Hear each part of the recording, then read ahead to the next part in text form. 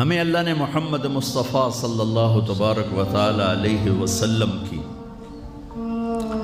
شکل میں ایک عظیم رہنما، عظیم رہبر جو انگلی پکڑ کے چلائیں اور اللہ سے ملا تھا۔ ایک بدو آیا، کہنے لگا محمد، آپ نے کہا جی، کوئی کتنی بدتمیزی سے آپ کو بلاتا تھا، آپ کے ماتھے پہ بل نہیں آتا تھا، جی۔ کہنے لگا تیری 3 باتیں بڑی عجیب ہیں۔ آپ نے کہا کیا؟ کہ تو کہتا ہے ہم اپنا دین چھوڑ کے تیرا دین قبول کریں گے، کیوں؟ اور تو کہتا ہے یہ تیرے ساتھی روم اور فارس، پرشین امپائر، رومن امپائر فتح کر لیں گے، انہوں کو تو روٹی کوئی نہیں، کپڑے کوئی نہیں، اور تو کہتا ہے مر کے مٹی ہو جائیں گے پھر زندہ ہوں گے، کوئی ہمارا باپ دادا آیا؟ کوئی آیا آج تک ان میں سے؟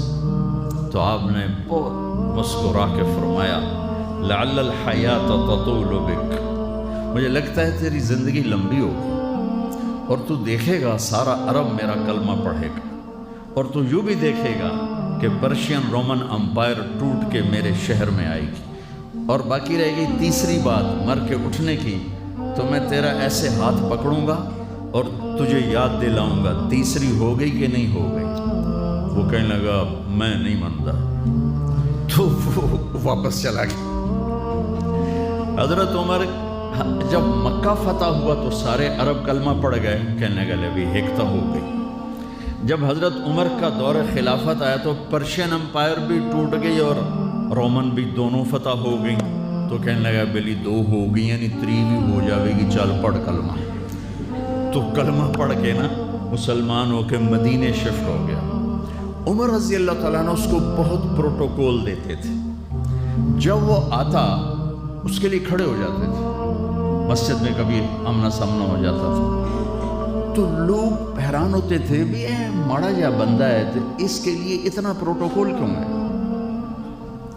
تو حضرت عمر نے ایک دفعہ نا ان کے چہروں پہ سوال پڑھ کے فرمایا تم سوچتے ہو گے کہ میں اس دیہاتی کا اکرام کیوں کرتا ہوں؟ کہ میں اس محفل میں تھا جس میں یہ آیا تھا اور اس نے یہ بات کی تھی، تو اس وقت میرے نبی نے اسے فرمایا تھا کہ قیامت کے دن تیرا ہاتھ پکڑ کے تجھے یاد دلاؤں گا کہ تیسری بات ہوئی کہ نہیں ہوئی، اور قیامت کے دن جس کا ہاتھ میرے نبی نے پکڑا جنت میں پہنچانے سے پہلے نہیں چھوڑیں گے۔